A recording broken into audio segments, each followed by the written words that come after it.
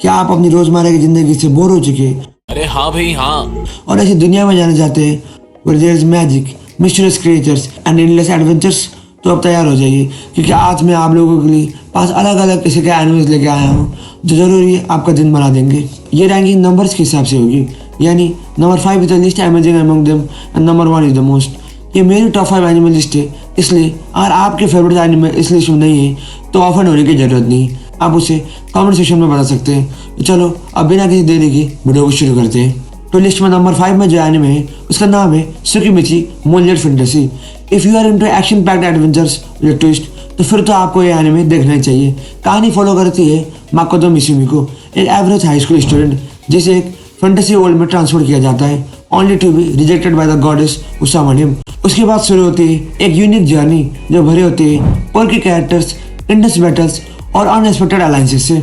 Makoto का strong will nature और इसके इंटरैक्शंस एक डाइवर्स कास्ट ऑफ कैरेक्टर्स जैसे कि फियर्स स्पाइडर और मिस्टीरियस ड्रैगन के साथ होती है, जो स्टोरी को फ्रेश और एक्साइटिंग बना रखते हैं। शो का ह्यूमर, वर्ल्ड बिल्डिंग और सरप्राइजिंग कैरेक्टर डेप्थ इसे कई जॉनर में इसे स्टैंड आउट बनाता है। स्टनिंग एनिमेशन और वेल पेस्ड स्टोरी लाइन के साथ सुकीमिची एक्शन और कॉमेडी को इफर्टलेसली बैलेंस करता है। इस परफेक्ट फॉर फैंस जो फैंटेसी, एडवेंचर और वो मोमेंट्स जो स्माइल कराए उन सबको एंजॉय करते हैं, या फिर आप इमोशनल एनिमे देख देख के दिन भर रोते रहते हैं, सुकीमिची जरूर ट्राई करें। और अगर अब देखने का मन बना लिया है तो इसका पहला इंट्रो जरूर देखना, don't miss it because it's a banger.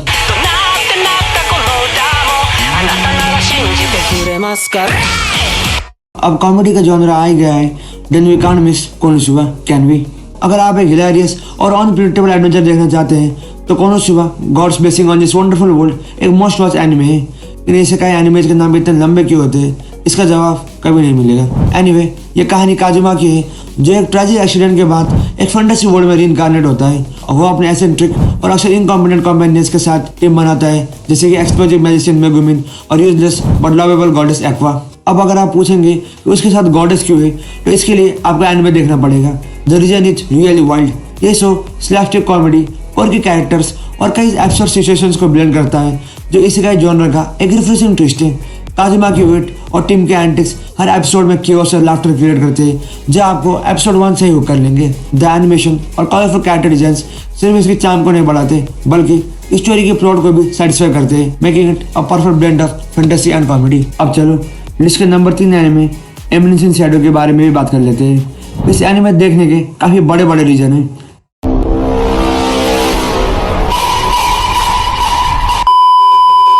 Seth Kagenoi, a boy who dreams of becoming a mastermind behind the scenes, controlling a secret organization।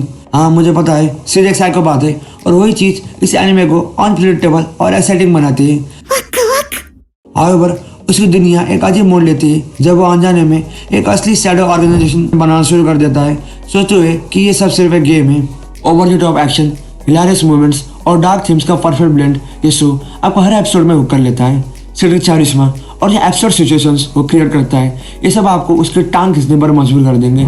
इस शो में एक यूनिक चार्म है जिसमें सिड अपने शैडो रोल को इतना सीरियसली लेता है कि आप हर मोमेंट में हंसने के लिए मजबूर हो जाओगे। The show is fast paced और हर एपिसोड में नए ट्विस्ट और एक्शन सीक्वेंसेस मिलते हैं जो इसे और भी इंटरेस्टिंग बनाते हैं। और अभी भी आप में से कोई नोट एंड नंबर बना रहा है तो रेडी हो जाओ, क्योंकि ये वाला सीन तो काफी सारे लोगों को ऑर्गेज़म देने के लिए काफी है।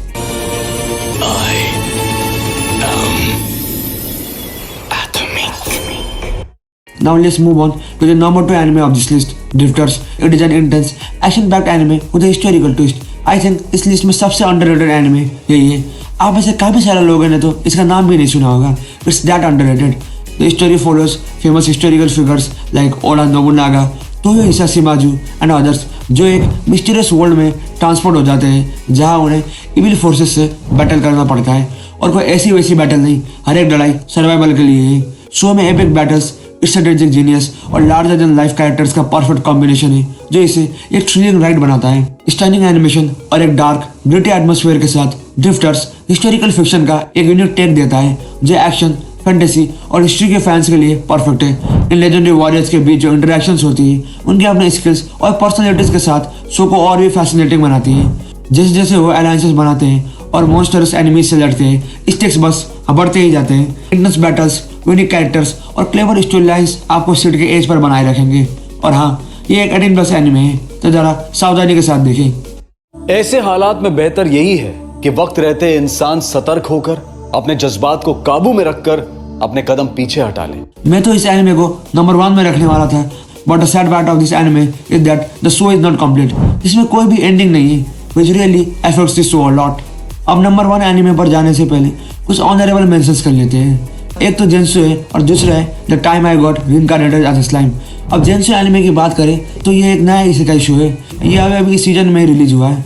इसके कुछ ज़्यादा एपिसोड्स नहीं आए हैं और जहाँ तक मैंने देखा है the show is really interesting और आपको हुक करने के लिए काफ़ी है। The animation is really crazy और अभी तक इसके सारे एपिसोड्स नहीं आए हैं, तो इसलिए मैं इसके बारे में कुछ ना कहूँ तो ये अच्छा है और यहाँ पर विवाद हो जाएगा। अब अगले anime the time I got reincarnated as a slime की बात करूँ तो मैंने इसके कुछ ज़्यादा एपिसोड्स नहीं देखे हैं। I know this is an amazing show. मैंने इसके कुछ 19 से 20 एपिसोड्स देखे और जहाँ तक मैंने इसे देखे the story keeps getting better, पर बिना पूरी स्टोरी देखे मैं अपना ओपिनियन नहीं दे सकता। Okay, now let's move on to the climax of this video. अभी तक तो आप लोगों ने गेस कर लिया होगा, या इट्स नॉट अदर देन मुशोको टेंसेई और या कहो जॉबलेस इनकार्नेशन। इस एनिमे को कोई इंट्रोडक्शन की जरूरत नहीं, आप में से काफ़ी सारे लोगों ने इसे देखा ही होगा। ये एक अमेजिंग इसेकाई एनिमे है जिसमें डीप इमोशनल जर्नी और इनक्रेडिबल कैरेक्टर डेवलपमेंट है।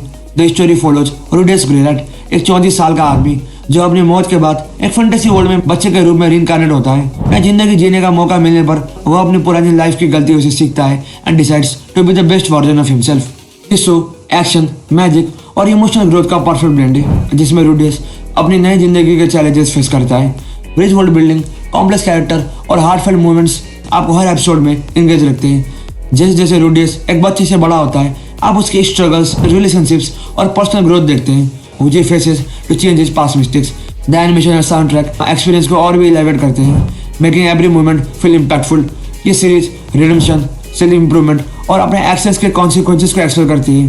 अगर आपको ऐसी सीरीज चाहिए जो exciting adventure, meaningful personal growth और थोड़ा फैंटेसी ब्लेंड करे तो जॉबलेस इनकार्नेशन एक अनफॉरगेटेबल एक्सपीरियंस है। That's a wrap on my top 5 isekai anime recommendations.